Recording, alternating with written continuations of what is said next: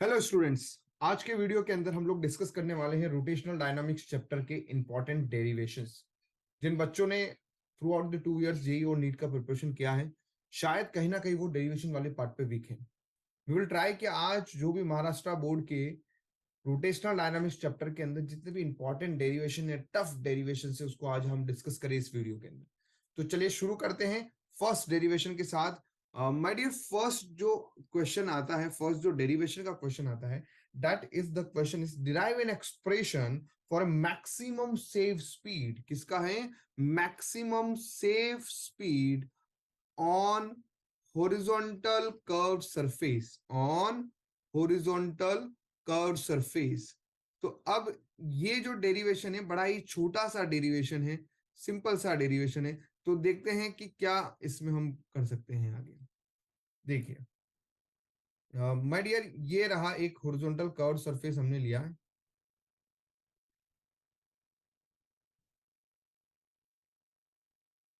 इस तरह से एक आपको एक हॉरिजॉन्टल कर्व्ड सरफेस दिखाई दे रहा होगा।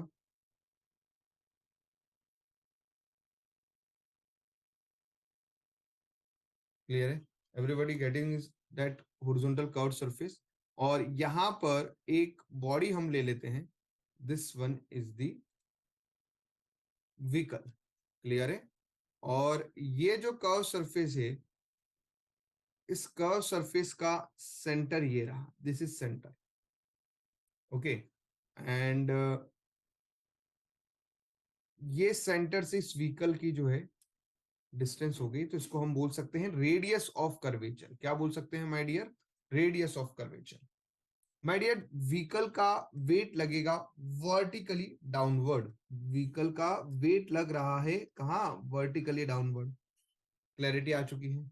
एंड देन ग्राउंड जो है उस व्हीकल पे क्या लगाएगा? Normal reaction. कांटेक्ट हो रहा है ग्राउंड के साथ में, दैट्स वाई ग्राउंड व्हीकल के ऊपर लगाएगा नॉर्मल रिएक्शन। ये आप देख पा रहे हैं, this is normal reaction and. Clear? तो जब आप बोर्ड्स के अंदर ये डेरिवेशन लिख रहे होंगे तो आपको लैंग्वेज अच्छे से फ्रेम करना है। Consider a vehicle which having a mass m, है ना?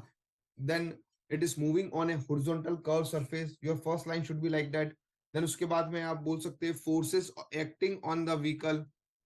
कौन कौन से फोर्स एक्ट कर रहे हैं? तो first force is mg। You have to mention that mg is what? Weight of the vehicle. Clarity है? n is what? Normal reaction। And it is moving with the speed v। कितनी velocity से move कर रहा है? v velocity के साथ में move कर रहा है, v स्पीड के साथ में मूव कर रहा है। अब यहां पर हमें एक और चीज पता है, जब भी बॉडी सर्कुलर पाथ में मूव करती है, आई रिपीट, जब भी बॉडी सर्कुलर पाथ में मूव करती है, तो जब उसके ऊपर एक टेंडेंसी होती है बाहर की तरफ स्किड होने की, है ना? जब आप सर्कुलर पाथ के अंदर मूव करोगे तो आपकी एक टेंडेंसी होगी, आप बाहर की तरफ स्किड करोगे। तो अगर वो बाहर की तरफ स्किड कर रही है तो एक फोर्स एक्ट करेगा उसको बाहर स्किड होने से रोकने के लिए, and that force is the frictional force. तो ऑब्वियसली जब कार बाहर की तरफ स्किड कर रही है, जब वो एक सर्कुलर पाथ में टर्न ले रही है, तो वो बाहर की तरफ स्किड हो रही है, तो एक फ्रिक्शन फोर्स जो है उसको स्किड होने से प्रिवेंट करने के लिए अंदर की तरफ लगेगा, इनवर्ड लगेगा। This is the friction force. तो एक और फोर्स लग रहा है, डेट इज एफ, जिसको हमने बोला है फ्रिक्शन फोर्स। क्लैरिटी आ चुकी है? एंड वी नो डैट कि जब भी बॉडी सर्कुलर पाथ में मूव करती है तो एक एक्सेलरेशन जरूर आता है, and that acceleration is centripetal acceleration. That acceleration is centripetal acceleration, जो हमेशा टूवर्ड्स द सेंटर लगता है। अब बाबा जी का ज्ञान जो है, न्यूटन बाबा जी ने एक बात बोली है ना? वो वाले बात को हमें फॉलो करना है और उनका सेकंड लॉ लगाना है, net force equal to mass into acceleration. तो मुझे एक्सेलरेशन की डायरेक्शन में एक ही फोर्स दिखाई दे रहा है, that is the friction force, and that equal to mass into acceleration. और यहां पर वो एक्सेलरेशन क्या है? Centripetal acceleration. We know the formula of centripetal acceleration, that is v square by r, where r is, आपको mention करना होगा, boards में मेंशन करना पड़ता है, r is radius of curvature। r क्या है? radius of curvature।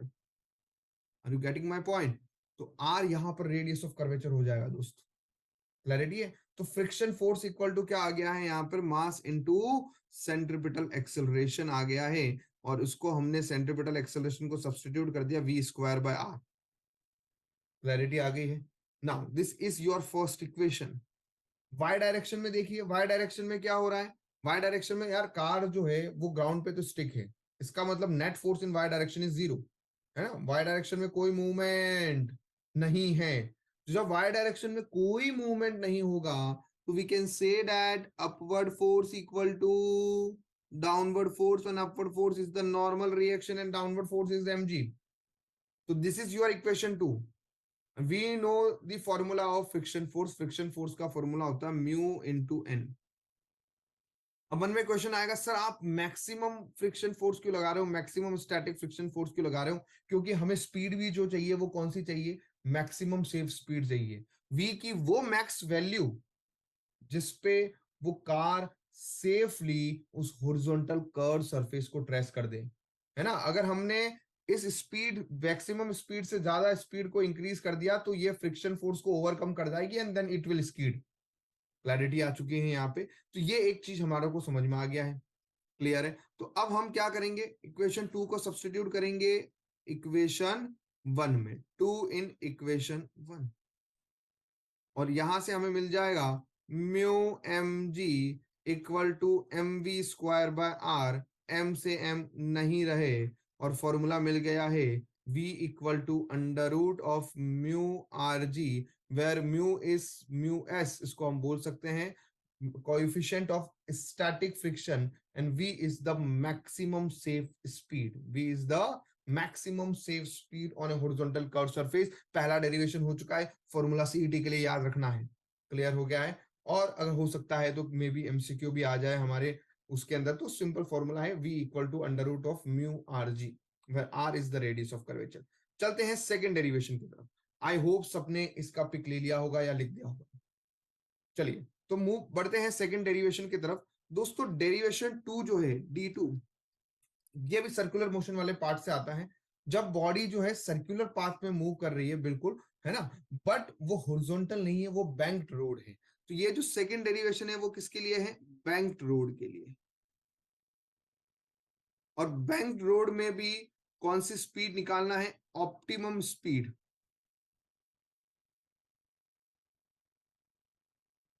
बोल सकते हैं हम इसको मोस्ट सेफ स्पीड, जिसको हम बोल सकते हैं। और जब भी हम optimum speed, most safe speed on a banked curve surface के लिए निकाल रहे हो, तो याद रखना है उस केस में पहले जब हम बात करते हैं ऑप्टिमम स्पीड के केस में, हम फ्रिक्शन को नेग्लेक्ट करते हैं। इसको नेग्लेक्ट करते हैं, फ्रिक्शन को, हम फ्रिक्शन को कंसिडर नहीं करते हैं, तभी हमें मोस्ट सेफ स्पीड मिलती है। क्लैरिटी आ चुकी है माय डियर? यहां पर अगेन हमने कर्व सरफेस लिया है, ठीक है, बट इस बार ये कर्व सरफेस जो है वो क्या है, बैंक्ड रोड है। तो ये देखिए यहां पर ये हॉरिजॉन्टल से ये हमारा सरफेस जो है थोड़ा सा बैंक्ड है, इस तरह से आपको देख पा रहे होंगे आप। और यहाँ पे हमने ये व्हीकल ड्रॉ किया है, ये रहा हमारा व्हीकल।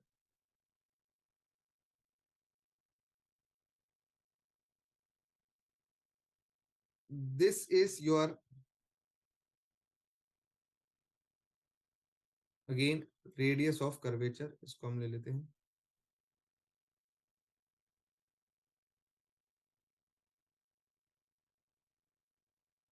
है ना? ये रहा हमारा सेंटर ऑफ कर्वेचर हो गया है, और ये रहा हमारा रेडियस आर।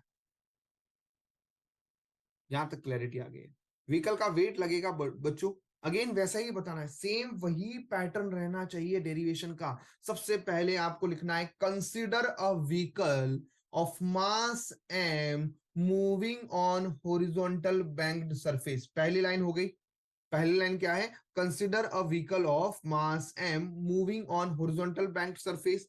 पहली लाइन आप ये लिख देंगे, थियोरेटिकल लाइन हुई। फिर उसके बाद बोलेंगे forces acting on the vehicle.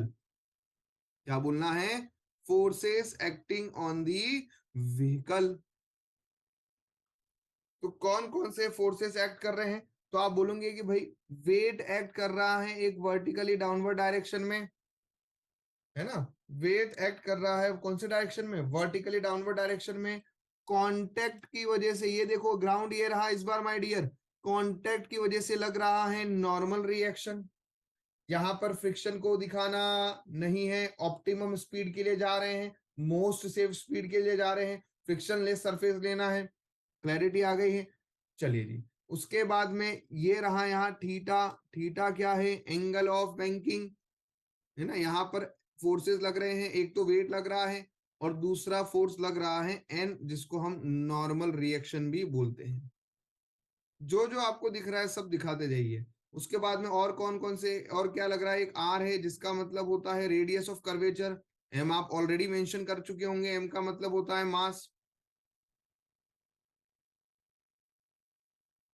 Clarity है। And theta is angle of banking, theta is angle of banking. अब माय डियर, ये जब डेरिवेशन हो रहा है, मैं आपको सजेस्ट करूंगा आप क्या करें, पहले इस तरह से एक लाइन ड्रॉ कर लीजिए, ये एक हॉरिजॉन्टल और एक वर्टिकल प्लेन बना। This will be your horizontal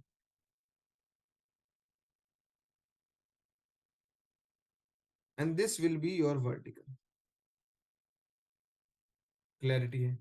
उसके बाद में क्या करो आप, ये आपका बैंक रोड जो है इस तरह से दिखाइए।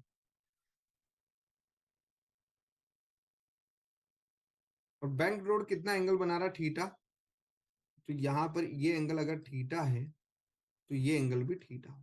ये क्लैरिटी। अब हमें पता है ये हमारा कंपोनेंट कौन सा होगा, वेट का, वेट mg वर्टिकली डाउनवर्ड है। क्लैरिटी है। उसके बाद आपका ये जो नॉर्मल रिएक्शन था, अब आप उस नॉर्मल रिएक्शन को रिजॉल्व करो, क्योंकि वेट तो वर्टिकली ही दिख रहा है। माय डियर, अगर ये थीटा है तो ये थीटा होगा, है ना। अगर ये थीटा हुआ तो ये 90 माइनस थीटा होगा, और अगर ये 90 माइनस थीटा हुआ तो ये थीटा हो जाएगा। तो ये नॉर्मल रिएक्शन का कौन सा कंपोनेंट आएगा, जिसके साथ एंगल बनता है वो होता है एन कॉस थीटा, और जो उसके परपेंडिकुलर होता है वो होता है एन साइन थीटा। अब आप देख पा रहे होंगे ये रहा वो सेंटर। और जब भी बॉडी, याद रखना है लाइन, जब भी बॉडी सर्कुलर पाथ में मूव करती है तो टूवर्ड्स द सेंटर एक एक्सेलरेशन लगता है, जिसको हम बोलते हैं सेंट्रीपिटल एक्सेलरेशन। और यहां पर भी बॉडी सर्कुलर पाथ में मूव कर रही है और टूवर्ड्स द सेंटर एक एक्सेलरेशन लग रहा है, और वो एक्सेलरेशन है सेंट्रीपिटल एक्सेलरेशन। तो बड़े ध्यान से हमने देख लिया है, हमने फोर्सेस को रिजॉल्व कर लिया। और हमेशा सर्कुलर के बैंक्ड वाले डेरिवेशन कर रहे हो या हमने पहले भी जो डेरिवेशन किया है, याद रखना है हॉरिजॉन्टल और वर्टिकल के अलोंग जो है आपको उनको रिजॉल्व कर देना है। एक जो डायरेक्शन होगी हॉरिजॉन्टल डायरेक्शन कौन सी है, जिसके अलोंग जो है सेंट्रीपिटल एक्सेलरेशन लग रहा हो, है ना, वो वाली एक डायरेक्शन रहेगी और एक उसके परपेंडिकुलर रहेगी। और यहाँ पर भी आप देख पा रहे हैं ये रहा सेंट्रीपिटल एक्सेलरेशन जो हमेशा टुवर्ड्स द सेंटर लग रहा है।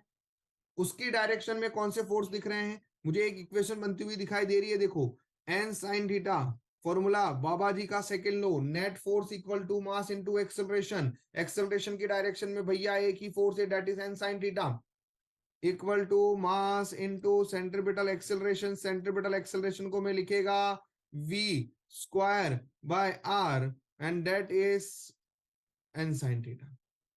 ये हो गई हमारी इक्वेशन 1। दूसरी इक्वेशन दिख रही है, देखो क्या वाई डायरेक्शन में मूव कर रहा है, क्या क्या बॉडी वाई डायरेक्शन में मूव करेगी, क्या नहीं है, वो तो ग्राउंड के कांटेक्ट में ही रहने वाली है। वाई डायरेक्शन में कोई मूवमेंट नहीं रहने वाला है। जब वाई में कोई मूवमेंट नहीं है तो net force in Y direction is 0। तो जब net force in Y direction 0 है तो we can say that upward force equal to downward force. Upward force equal to downward force. Clarity आ रही है, क्लैरिटी आ रही है, दिमाग में घुस रहा है ये point. And this is your equation 2। अब इक्वेशन 1 को डिवाइड कर दो इक्वेशन 2 से, इक्वेशन 1 को डिवाइड कर दो इक्वेशन 2 से, एन से n cancel, sine theta upon cos theta become tan theta, m से एम कैंसिल होने के बाद बचेगा v square by are g. और यहां से हम बोल सकेंगे हमारे को मिल चुका है दोस्तों formula for a most safe speed या फिर ऑप्टिमम स्पीड का formula, and that is v equal to under root of are g tan theta. I hope ये डेरिवेशन दिमाग में घुस रहा है। यहीं से आप चाहें कि भैया मुझे angle of banking find out करना है, ये ले, ये रहा तेरा formula, tan theta equal to v square by are g, where v is the optimum speed, most safe speed. तो दोस्तों इस तरह से डेरिवेशन टू कंप्लीट हो चुका है। Let's move to the third derivation वाला पार्ट।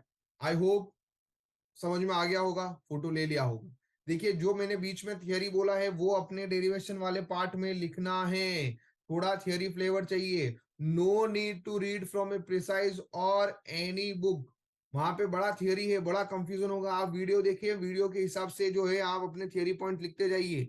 बस कुछ नहीं, जो हमने डिराइव किया है उसको जो है हमें क्या करना है, जो हमने लिखा है, जो हमने स्टेप्स लिखा है उसको वर्ड्स में लिखना है। जैसे यहाँ पे आप लाइन लिख सकते थे, ये जो है ये क्या है, along the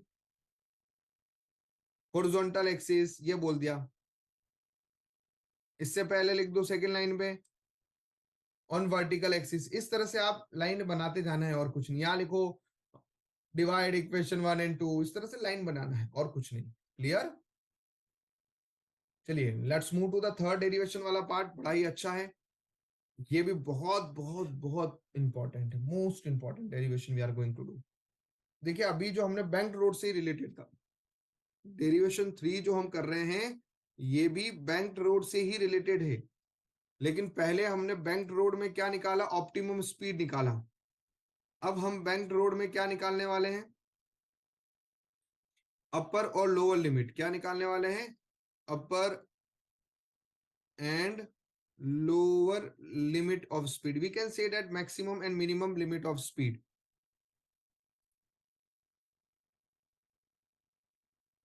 ठीक है, बड़े ध्यान से देखना, मैं अपर लिमिट को बताऊंगा, शायद उससे आप लोअर लिमिट भी कर जाएं। अब सबसे पहले हम डिराइव करते हैं किसको, अपर लिमिट को। अगेन सेम यहां पर भी है, consider a vehicle of mass m is moving on banked curved road, ठीक है, where theta is angle of banking, second line is theta is angle of banking। Clear हो गया है? देन उसके बाद में आप उसमें मेंशन करो इन दिस केस, है ना, ऑप्टिमम स्पीड इज दैट, वो हमने निकाला हुआ है, that is v equal to under root of r g tan theta. ठीक है, ऑलरेडी डिराइव कर लिया है हमने, है ना। For upper limit we have to consider the friction at the maximum speed का। जब आप स्पीड अपर लिमिट की बात कर रहे हो मतलब आप स्पीड को एनहेंस कर रहे हो, आप स्पीड को इंक्रीज कर रहे हो। तो ऑप्टिमम ये जो स्पीड होगी इसको हम चाहे तो वी ओ बोल देते हैं, ऑप्टिमम स्पीड। ये जो अपर लिमिट वाली स्पीड होगी ये ऑब्वियसली ऑप्टिमम से ज्यादा होगी, और जैसे ही आप ऑप्टिमम से ज्यादा स्पीड में जाओगे तो आपकी कार की टेंडेंसी क्या होगी, ऊपर की तरफ जाने की होगी, है ना, बाहर की तरफ स्किड होने की होगी, ऊपर की तरफ जाने की होगी। उस बैंक रोड में ऊपर की तरफ जाने की कोशिश करोगे तो माय डियर फ्रिक्शन जो है वो कौन सी तरफ लगेगा, फिर नीचे की तरफ लगेगा बैंक रोड में। ये देखिए आपको डायग्राम के थ्रू भी बताते हैं। जैसे अगर हमने ये ले लिया है, ये रहा थीटा, है ना। अब इसमें भी बड़े ध्यान से देखिए, जो जो फोर्सेस इन्वॉल्व है वो लगाइए।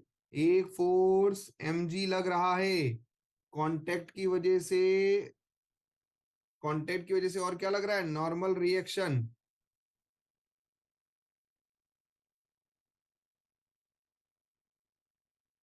ये हो गया हमारा radius of curvature, centre of curvature, ये हो गया r। ये रहा नॉर्मल रिएक्शन n। कार की टेंडेंसी कौन से डायरेक्शन में हो रही है जाने की, बाहर की तरफ हो रही है ना। तो फ्रिक्शन फोर्स कौन से डायरेक्शन में लगने वाला है, बाहर की तरफ टेंडेंसी होगी तो फ्रिक्शन फोर्स लगेगा अंदर की तरफ। ये दिख रहा है हम लोगों को, डायग्राम रेडी है। अब जब हमें रिजॉल्व करना है, लिखना है, तो हमारा पैटर्न सेम रहेगा। हम क्या करेंगे, इसको अगेन हॉरिजॉन्टल वर्टिकल में ही क्या कर देंगे, इस तरह से रिजॉल्व कर देंगे। इस पॉइंट को ले लो, आप अच्छे से ध्यान से देख लो। ये रहा सेंटर ऑफ कर्वेचर है, टूवर्ड द सेंटर जो एक्सेलरेशन रहता है उसको हम क्या बोलते हैं, सेंट्रीपिटल एक्सेलरेशन। दूसरा पॉइंट देखिए, ये रहा आपका वो बैंक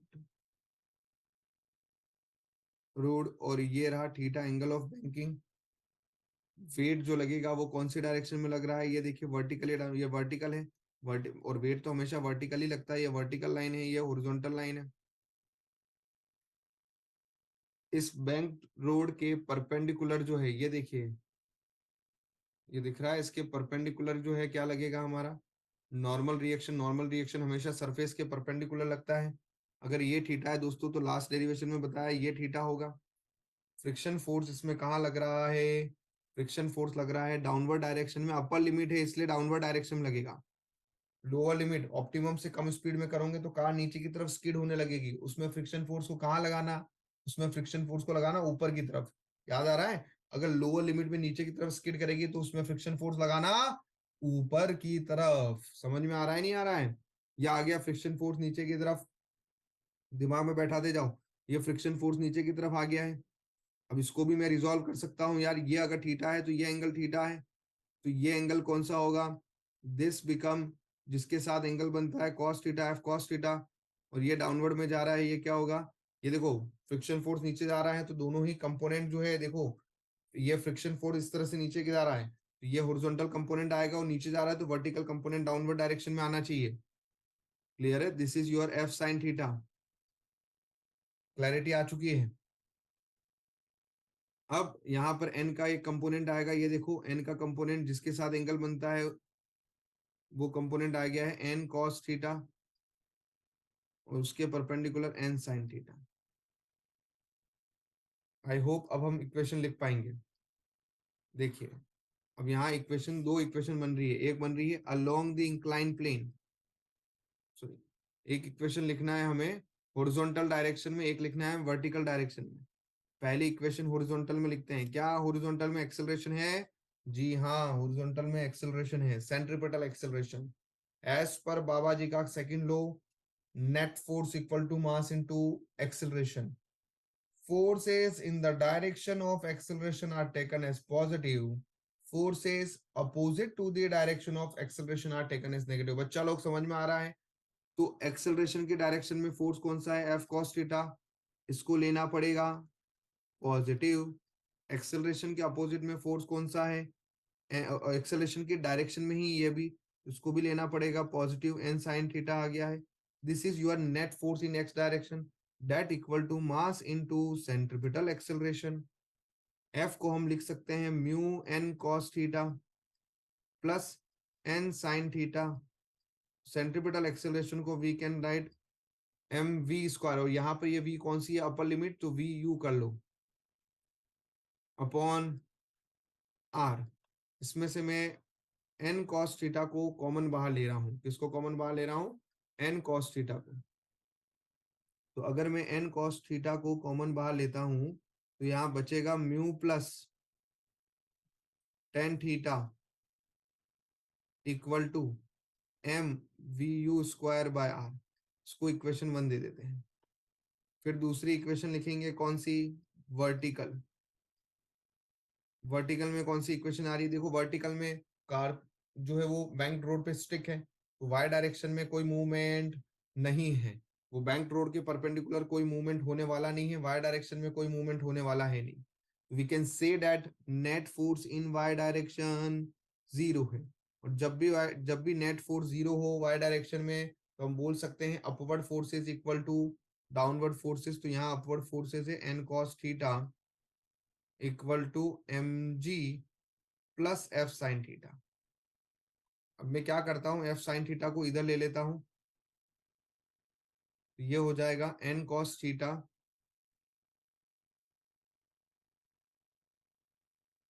माइनस एफ को हम क्या लिख सकते हैं, म्यू एन लिख सकते हैं, लिख देते हैं चलिए। तो ये इधर आके एफ की जगह पे म्यू एन लिख दिया है, mu n sine theta equal to m जी।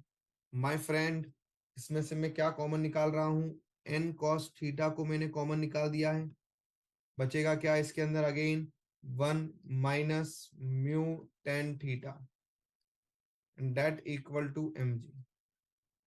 और इसको हमने दे दिया इक्वेशन 2। क्या दे दिया इसको हमने? इक्वेशन 2। अब यहाँ पे ध्यान देना है, क्या करेंगे अभी? इक्वेशन 2 जो है उसको डिवाइड करेंगे इक्वेशन 1 से, सॉरी इक्वेशन 1 को डिवाइड करो 2 से, that will be the better, directly you can get v square. तो इक्वेशन 2 डिवाइड बाय 1, तो यहाँ पे बचेगा क्या? v स्क्वायर या वी यू बोल सकते हैं, अपर लिमिट है v square by are G equal to N cos theta से N cos theta cancel out हो जाएगा, mu plus tan theta equal to 1 minus mu tan theta. अब यहां से हमें क्या मिल गया है? वी यू मिल जाएगा, ये आर जी इधर आ गया है, और ये अंडर रूट में पूरा टर्म ले लीजिए, mu plus tan theta upon 1 minus mu tan theta. I hope ये क्लैरिटी आ चुकी है। अब आपके मन में एक कीड़ा सा दौड़ेगा, सर लोअर लिमिट का आ गया तो मैं क्या करूं? कुछ मत कर, सिंपल सा दिमाग लगा, लोअर लिमिट में ऑप्टिमम स्पीड से कम है, कार नीचे की तरफ स्किड होगी, तो ये जो बेटा फ्रिक्शन फोर्स के डायरेक्शन नीचे बनाया है, लोअर लिमिट में यही डायरेक्शन कहाँ बनाएगा? ऊपर की तरफ। जब ये फ्रिक्शन के डायरेक्शन ऊपर की तरफ बनाएगा तो कंपोनेंट ऐसे आएंगे, ये होगा एफ कॉस थीटा वाला कंपोनेंट, ये होगा एफ साइन थीटा वाला कंपोनेंट, मतलब सिंपल सा डायरेक्शन चेंज हो जाएगी। ये जो एफ कॉस थीटा को तूने यहाँ पर अभी क्या लिखा हुआ है पॉजिटिव, वो उसमें लोअर वाले में नेगेटिव हो जाएगा, ठीक है ना? और यहाँ पर ये एफ साइन थीटा जो है ये भी इधर नेगेटिव हो जाएगा, तो ये भी इस तरफ आएगा तो पॉजिटिव हो जाएगा। अल्टीमेट सेम वहां पर भी एन कॉस थीटा को कॉमन निकालना, और जब तू लोअर लिमिट को सॉल्व करेगा तो यहाँ पे तेरे को सब कुछ सेम रहेगा, सिर्फ ये पॉजिटिव जो है नेगेटिव में चेंज हो जाएगा, और नीचे वाला नेगेटिव जो है वो किस में चेंज हो जाएगा? पॉजिटिव में। और ये आ गया mu tan theta. I hope दोनों डेरिवेशन अब हम कर पाएंगे, किसी को कोई दिक्कत नहीं है। ये जो डेरिवेशन 3 था, लोअर लिमिट और अपर लिमिट का, तो हमारा डिस्कस हो चुका है। Let's move to the derivation 4 of the rotational dynamics chapter, that is the conical pendulum.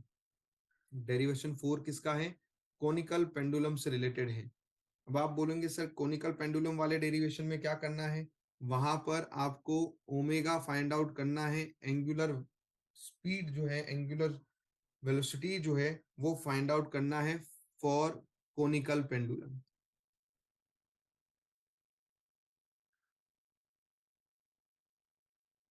Time period भी बोल सकते हैं, है ना? आपको फ्रीक्वेंसी भी फाइंड आउट करने के लिए बोल सकते हैं। बड़ा ही इजी डेरिवेशन है, सिंपल डेरिवेशन है। देखिए क्या दिया हुआ है, ये रहा हमारे पास में,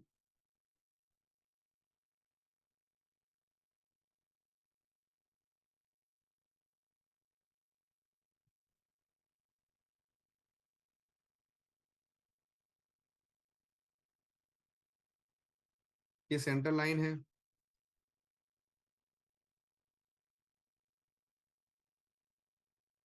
ये रहा हमारा कोनिकल पेंडुलम,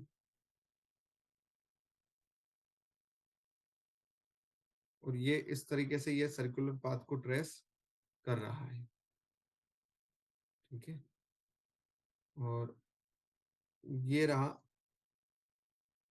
जो बॉब है वो ये रहा। इस बॉब का वेट जो लग रहा है वो वर्टिकली डाउनवर्ड डायरेक्शन में लग रहा है mg। This is the theta,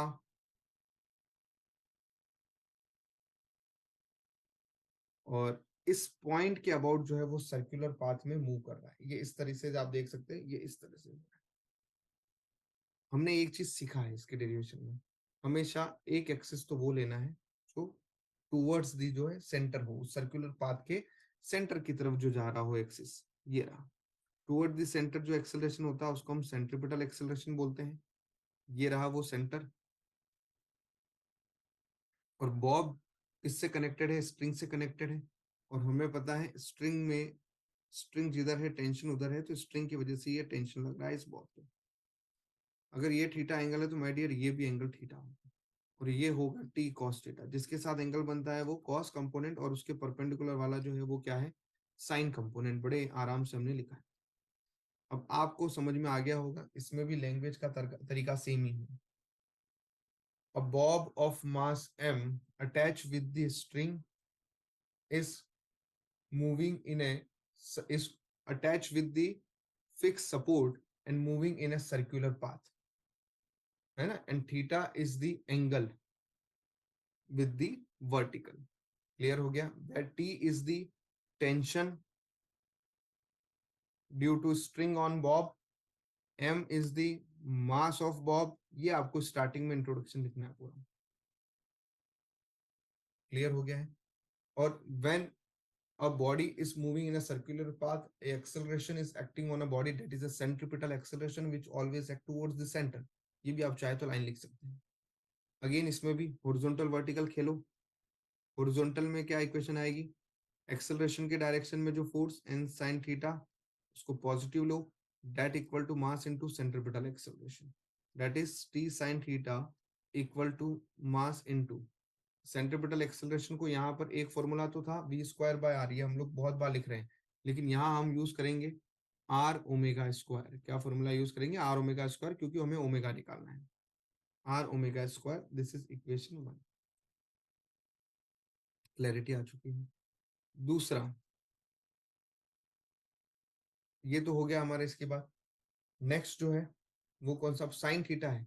अगर हम चाहें तो यहाँ पर ये रहा आर, ये रहा लेंथ एल, तो हम सब लोगों को पता है आर बाय एल को मैं लिख सकता हूँ साइन थीटा। क्लियर है? तो एक काम करते हैं, साइन थीटा को लिख देते हैं आर बाय एल। आर से आर ये कैंसिल हो गया, तो T equal to M L omega square मिल गया। This is my equation 1।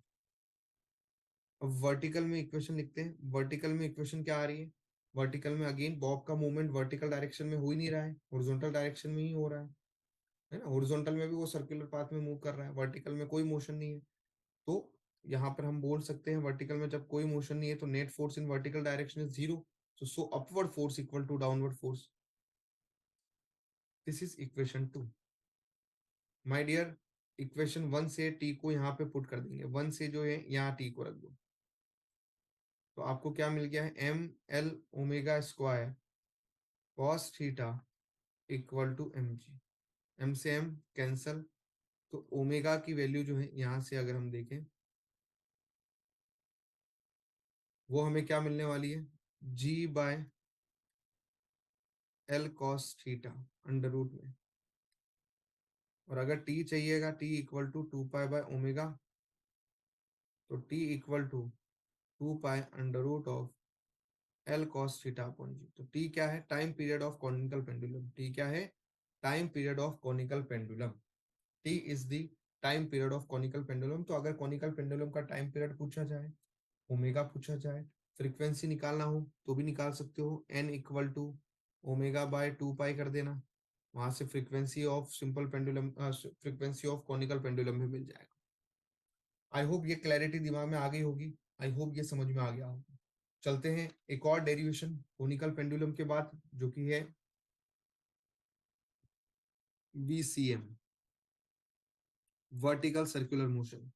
दोस्तों, लास्ट ईयर जो है ये रिड्यूस पोर्शन में था, लेकिन इस बार ये सिलेबस में है हमारे, तो इसका डेरिवेशन पॉसिबिलिटी है कि आ सकता है। ठीक है? तो देखिए क्या हो रहा है। वर्टिकल सर्कुलर मोशन मतलब बॉडी यहाँ पर कौन से पाथ में मूव कर रही है? वर्टिकल पाथ में मूव कर रही है। क्लैरिटी है? ये रहा उसका सेंटर, ये क्या है? उसका सेंटर है। और यहाँ पर हम अलग अलग पोजीशन जो है, अलग अलग पॉइंट्स जो है वो लेने वाले हैं। ये देखिए, अगर हम ये पॉइंट लेते हैं, ये रहा हमारा लोएस्ट पॉइंट। इसको हम क्या बोल देते हैं माय डियर? लोएस्ट पॉइंट जो है हम इसको बोल सकते हैं, किसको बोल सकते हैं? इस पॉइंट को जो है हम लोएस्ट पॉइंट बोल देते हैं। अब इस वर्टिकल सर्कुलर मोशन की लोएस्ट पॉइंट को हमने बी से डिनोट किया है, और ये रहा हाईएस्ट पॉइंट, इसको हमने ए से डिनोट किया है। This is the highest point, और ये रहा लोएस्ट पॉइंट। क्लैरिटी आ गई है? अब ये हाईएस्ट पॉइंट पे भी स्ट्रिंग अटैच होगी। तो स्ट्रिंग जिधर है टेंशन उधर है, तो हाईएस्ट पॉइंट पे जब होगा वो, तो स्ट्रिंग नीचे की तरफ होगी तो टेंशन नीचे की तरफ होगा। इवन वेट भी जो है उस पर्टिकुलर केस में नीचे की तरफ ही रहने वाला है। और यहाँ पर जो वेलोसिटी होगी वो होगी va, और यहाँ पर जो वेलोसिटी होगी वो होगी vb। इस पर्टिकुलर केस में टेंशन कहाँ लगेगा, इसमें ऊपर की तरफ लगेगा, बिकॉज टेंशन ऊपर की तरफ रहेगा, स्ट्रिंग ऊपर है, और इसका वेट लगेगा नीचे की तरफ। दोनों की इक्वेशन लिखना आपको आना चाहिए, दोनों की इक्वेशन लिखना जो है आपको आना चाहिए। पहले आप लिखेंगे किसके लिए, पॉइंट ए के लिए। कैसे फ्रेम करना है, consider a Bob of mass m is moving in a vertical circular motion where a is the highest point, b is the lowest point। ठीक है ना। for highest point, forces acting on a body is mg weight, tension ta। tension ta is acting downwards, है ना, and mg is also acting downward। Clarity आ गई है। और उसका सेंट्रीपिटल एक्सेलरेशन भी कहाँ रहेगा, डाउनवर्ड डायरेक्शन में ही रहेगा, टुवर्ड द सेंटर ही रहेगा। तो आई थिंक टी ए और mg दोनों ही जो है एक्सेलरेशन की डायरेक्शन में है, तो पॉजिटिव लेंगे। और यहाँ जो वो एक्सेलरेशन है वो क्या होगा, va। सेंट्रीपिटल एक्सेलरेशन का फॉर्मूला है va square by r। Centripetal acceleration का फॉर्मूला क्या हो गया है, va स्क्वायर बाय r। तो this is your net force equal to mass into acceleration, where r is the radius बोल सकते हैं, ये जो सर्कुलर पाथ है उसकी रेडियस है, वर्टिकल सर्कुलर पाथ की रेडियस है। ये इक्वेशन 1 हो गया। पॉइंट बी के लिए आप जो इक्वेशन लिखेंगे वो क्या हो गया है, वो हो जाएगा हमारे पास टी बी, जो एक्सेलरेशन के डायरेक्शन में होगा, और एम जी जो है उसके अपोजिट में है, तो उसको नेगेटिव लेना पड़ेगा, और m into v b square by r, ये इक्वेशन 2 हो जाएगा। यहाँ पे आप एक चीज और बोलेंगे, एट हाईएस्ट पॉइंट जो है, हम लोग जब मिनिमम स्पीड की बात कर रहे होंगे कि मिनिमम स्पीड कितनी चाहिए, है ना, to trace a vertical circular path, तो फॉर वी ए मिनिमम जो है उसके लिए हम लोगों को क्या करना पड़ेगा, उस पर हम मानेंगे कि उस पॉइंट पे टेंशन जो है 0। और वैसे भी देखो हाईएस्ट पॉइंट पे है, टेंशन जो है स्ट्रिंग के ऊपर मास है, तो दैट विल लाइक उसको उल्टा वो स्लैंग करने की कोशिश करेगा, है ना, तो उसको स्ट्रेच तो करेगा नहीं। तो वो मिनिमम टेंशन जो है हमने मान लिया वो कितना हो गया है, 0 है। अगर मैं मिनिमम टेंशन को 0 लेता हूँ, तो दैट इज हमारे पास इक्वेशन बनेगी M ji equal to M into V A square by are. M से एम कैंसिल हो गया है, तो वी ए आ जाएगा हमारे पास under root of R G.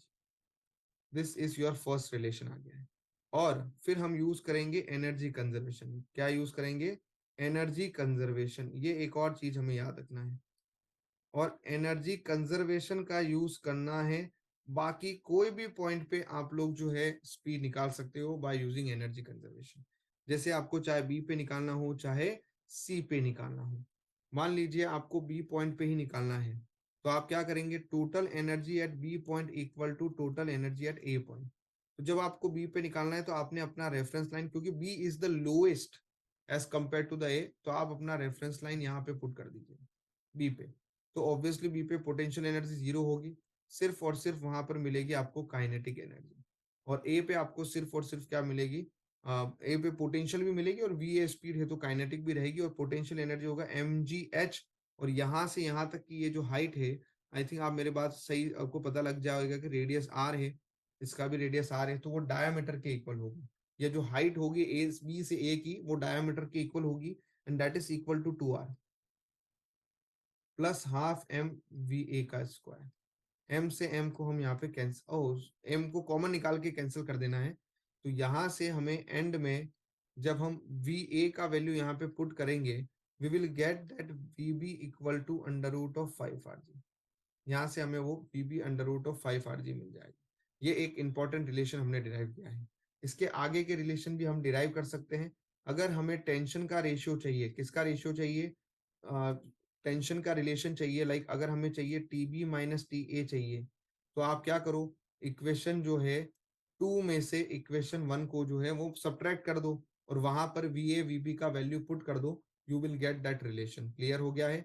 Equation 2 minus equation क्या करना है, 1 करना है, वहां वी ए का वैल्यू जो है रूट आर जी रखना है, वीबी का वैल्यू रूट 5 आर जी रखना है, आपको आंसर मिल जाएगा। तो मेरे हिसाब से सफिशिएंट हिंट मिल चुका है वर्टिकल सर्कुलर मोशन का। चलिए दोस्तों, एक और डेरिवेशन पे हम डिस्कशन करते हैं। बड़ा ही रोटेशनल मोशन थोड़ा बड़ा चैप्टर है, आई नो दैट, बहुत सारे डेरिवेशन है ना। और बीच में थोड़े सिंपल डेरिवेशंस जो आने वाले हैं, लाइक आपको angular velocity, angular kinetic energy के बारे में पूछेंगे, टॉर्क का डेरिवेशन पूछेंगे, वो मैं नहीं कराने वाला हूँ।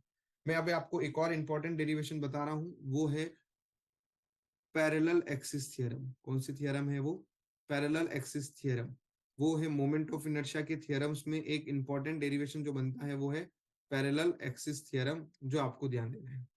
परपेंडिकुलर एक्सिस बहुत इजी है, तो वो आप पैरेलल एक्सिस अगर समझ जाएंगे तो परपेंडिकुलर ऑटोमेटिकली आप कर पाएंगे। पैरेलल एक्सिस थ्योरम भी बहुत इजी है। देखिए, ये रहा एक्सिस जो कहाँ से पास हो रहा है, सेंटर ऑफ मास से पास हो रहा है। ये एक्सिस कहाँ से पास हो रहा है, सेंटर ऑफ मास से पास हो रहा है। एक और एक्सिस हमने लिया है जो कहाँ से पास हो रहा है, देखिए ये रहा वो एक्सिस जो किसी और पॉइंट से पास हो रहा है। वी नो डैट, पहले तो इसका स्टेटमेंट हमें लिखना पड़ेगा, एंड में जो एक्सप्रेशन डिराइव होगा उसी को आप स्टेटमेंट की फॉर्मेट में लिख सकते हैं। अगर कोई एक्सिस सेंटर ऑफ मास के अलावा किसी और पॉइंट से पास होता है तो हम पैरेलल एक्सिस थ्योरम का यूज करते हैं। दोनों एक्सिस के बीच का जो डिस्टेंस है माय डियर, वो कितना है, मान लिया है हमने h। हम क्या करेंगे, आपको लैंग्वेज क्या लिखना है, consider a rigid body of mass m। क्या लिखेंगे आप, consider a rigid body of mass m। पहला तो आपका स्टेटमेंट ये होगा, ये एक चीज आपको दिमाग में बैठा देना है, consider a rigid body of mass m। और हमने एक स्मॉल एलिमेंट सेलेक्ट किया है which is dm at p point. हमने एक स्मॉल एलिमेंट सेलेक्ट किया है dm एट p पॉइंट, और मास एलिमेंट सेलेक्ट किया, और उस dm की एक्सिस ऑफ रोटेशन से डिस्टेंस है rc, और उसी dm की एक्सिस ऑफ रोटेशन से डिस्टेंस है r। जो दूसरा एक्सिस ऑफ रोटेशन जो O पॉइंट से पास हो रहा है, RC कहाँ से, जो axis of rotation centre of मास से पास हो रहा है। ये जो OC वाली लाइन है उसको हमने एक्सटेंड किया है, P से उस पर हमने एक परपेंडिकुलर डाला है और एक नया पॉइंट दे दिया है D। अब हमें ट्राइंगल लेना है, ट्राइंगल CPD, और इस ट्राइंगल में अब हमें लगानी है पाइथागोरस थ्योरम। भाई ध्यान रखना है, ये जो CD वाला पार्ट है इसको हम x ले लेते हैं, और ये जो DP वाला पार्ट है माय डियर, इसको हम y ले लेते हैं। पाइथागोरस थ्योरम क्या बोल रही है, RC square equal to x square plus Y square. Clear है? एक काम कीजिए, इसको आप इक्वेशन 1 दे दीजिए। दूसरा ट्राइंगल ले लीजिए OPD। OPD जो ट्राइंगल है उसमें हमें क्या याद रखना है, उसमें अभी पाइथागोरस थ्योरम लगाइए, क्या आएगा, आर स्क्वायर, OD जो साइड है वो कितना है, h प्लस एक्स है, उसका होल स्क्वायर है, that is equal to plus Y square आ गया। इसको ओपन कीजिए माय डियर, इसको ओपन कीजिए, H square plus 2hx plus X square plus Y square. इसको देखा, इस इक्वेशन 1 की याद आई, यहाँ सब्सटीट्यूट किया, r square equal to h square plus 2hx plus RC square. My dear, इस RC स्क्वायर पे हमने पुट कर दिया है यहाँ पर। अब आपको कुछ नहीं करना है, इक्वेशन को क्या करना है, पूरी को dm से मल्टीप्लाई करना है और इंटीग्रेट करना है। पूरी इक्वेशन को dm से मल्टीप्लाई करो और इंटीग्रेट कर दो, multiply by dm and integrated, तो आर स्क्वायर dm आ गया है, इधर आगे एच स्क्वायर dm आ गया है, इंटीग्रेट प्लस 2h, कांस्टेंट था बाहर निकाल देते हैं, integration of x dm plus RC square dm, और ये इंटीग्रेट कर। अब यहाँ पर आपको एक चीज याद रखनी है बड़े ध्यान से, ये वाला जो टर्म है एक्स स्क्वायर डीएम वाला टर्म, ये किसके इक्वल होता है, ये इक्वल टू होता है 0 के। क्यों होता है, ड्यू टू सिमिट्री। क्या याद रखना है, ड्यू टू सिमिट्री। और इसका बहुत लॉजिकल रीजन जो है हम कभी डिटेल वीडियो में डिस्कस करेंगे, क्योंकि अभी हम डिटेल डिस्कशन करेंगे तो अननेसेसरी हमारा टाइम वेस्ट होगा। तो अभी बोर्ड्स के लिए सिर्फ याद रख लो, ड्यू टू सिमिट्री क्या हो गया है, ड्यू टू सिमेट्री जो है एक्स डीएम 0 हो गया। इन शॉर्ट ये पूरी टर्म आपकी क्या हो चुकी है, 0 हो चुकी है। आर स्क्वायर, आर आपने जो परपेंडिकुलर डिस्टेंस ली है वो कहां से ली है, जो axis of rotation O point से पास हो रहा है, तो इसके अबाउट मोमेंट ऑफ इनर्शिया क्या होगा, इसके अबाउट मोमेंट ऑफ इनर्शिया होगा आई। क्लियर है? H square DM, H square constant था बाहर निकाला, डीएम को इंटीग्रेट करोगे तो क्या आएगा, total mass m h square, और ये रहा हमारा r c square into dm, और rc is the perpendicular distance from the axis passing through the center of mass, तो ये moment of inertia किसके अबाउट देगा, center of mass के अबाउट, that is ICM। तो माय डियर यहाँ से हमें मिलता है formula I equal to ICM plus MH²। ये रहा हमारा फॉर्मूला जो हमारे को याद रखना है। तो इसका स्टेटमेंट आप क्या लिखेंगे, moment of inertia of an axis which is passing through a axis which is parallel to the axis centre of mass, है ना, which is parallel to the axis passing through the centre of mass is equal to the moment of inertia about the centre of mass and which is equal to the summation of moment of inertia about the center of mass and the square and the product of square of distance between the parallel axis and the mass। Clear हो गया। इस तरह से आप ये जो लिखा है इसी को वर्ड में लिख देंगे तो वो आपका स्टेटमेंट बन जाएगा। तो बड़ा ही सिंपल सा डेरिवेशन था, 4 मार्क्स आपको कंफर्म दिलाता है और मैं इसको मोस्ट इंपॉर्टेंट डेरिवेशन की कैटेगरी में भी रखता हूँ। माय डियर, परपेंडिकुलर का सिमिलर टाइप ऑफ डेरिवेशन है, बड़ा ही इजी है, बहुत इसी तरह से आपको वहां पर पाइथागोरस थ्योरम लगाना है, डीएम से मल्टीप्लाई करना है, इंटीग्रेट करना है और आपको परपेंडिकुलर का एक्सप्रेशन मिल जाएगा IZ equal to IX plus IY। वो एक सिंपल डेरिवेशन है, वो आप खुद से कर सकते हैं। मैं एक और डेरिवेशन, फाइनल डेरिवेशन जो है, जो मुझे लगता है कि एक टफ डेरिवेशन और अभी तक आया भी नहीं है, रोलिंग मोशन से रिलेटेड है, ठीक है ना। लास्ट ईयर जो है इसको रिड्यूस पोर्शन में रखा गया था।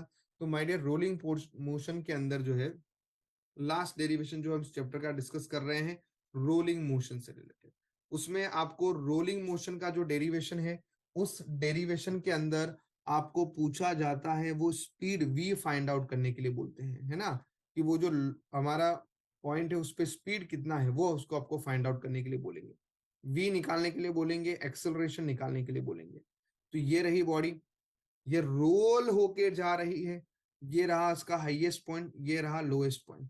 तो आपको पूछा क्या जाएगा, आपको पूछा जाएगा लोएस्ट पॉइंट पे वेलोसिटी कितना है। तो आपको याद रखना है, सबसे पहले आपको यहाँ पर एनर्जी कंजर्वेशन से जाना है। किससे जाना है, एनर्जी कंजर्वेशन से जाना है ना। रोलिंग मोशन पे आपको लोएस्ट पॉइंट पे कितना वेलोसिटी रहेगा वो पूछेंगे, तो एनर्जी कंजर्वेशन से जाना है। Energy at A point equal to क्या होगा, energy at B point, A point पे ये रही हाइट h, ये रहा थीटा, ये रहा s। ए पॉइंट पे हम सब लोगों को पता है कौन सी एनर्जी होगी, पोटेंशियल एनर्जी होगी mgh। सिर्फ और सिर्फ जब वो रोल होके नीचे आएगा, entire potential energy will convert into the rolling kinetic energy, और रोलिंग काइनेटिक एनर्जी में ट्रांसलेटरी भी आएगी और रोटेशनल भी आएगी। ट्रांसलेटरी काइनेटिक एनर्जी होगी हाफ mv² और रोटेशनल होगी half I⍵²। that mgh equal to half mv², और वी नो डेट I को हम लिख सकते हैं mk² और ओमेगा को लिख सकते हैं I इक्वल टू, आपको पता है mass into radius of gyration का स्क्वायर होता है माय डियर, और ओमेगा इक्वल टू होता है v/r। तो आप यहाँ पर सब्सटीट्यूट कर दीजिए, और r क्या है यहाँ पर, रेडियस ऑफ रोलर, क्या है r, radius of roller which is v²/r। और यहाँ से हमें जो वो v मिलेगा mv² को आप कॉमन ले लीजिए, m से m कैंसिल हो जाएगा, that is under root of 2gh 1 plus k² upon r²। ये हमारे को v मिल गया है, स्पीड मिल गया है at b point, at bottom point. Clear हो गया है। अगर आपको वो एक्सेलरेशन निकालने के लिए बोले तो ये इक्वेशन लगाइए, v² minus u² equal to 2as। अब v² इनिशियल वेलोसिटी 0 थी, स्क्वायरिंग कर दीजिए 2gh 1 plus k² upon r² ले लीजिए, 2 इंटू a इंटू, अब आपको s को हटाना है तो आपको पता है h/s ट्रिग्नोमेट्री से बोल सकते हैं, that is equal to sine theta. तो s इक्वल टू, आप h की जगह पे यू कैन, s के प्लेस पे you can write h upon sine theta. h से h कैंसल, 2 से 2 cancel, you can get a equal to g sine theta upon 1 plus k² upon r²। तो दोस्तों इस तरीके से हमने रोटेशनल डायनामिक्स के सारे डेरिवेशन, ऑलमोस्ट सारे डेरिवेशन जो हमने कवर किए हैं, 2-3 डेरिवेशन जो मैंने छोड़े हैं बड़े ही इजी हैं, आप नॉर्मल रीड भी करेंगे तो भी वो आ जाएंगे, ठीक है ना। तो that's it from my side, मिलते हैं अगले वीडियो में जहां मैं आपको फ्लूइड मैकेनिक्स के इंपॉर्टेंट डेरिवेशंस करवाने वाला हूं। तब तक के लिए अलविदा, जय हिंद।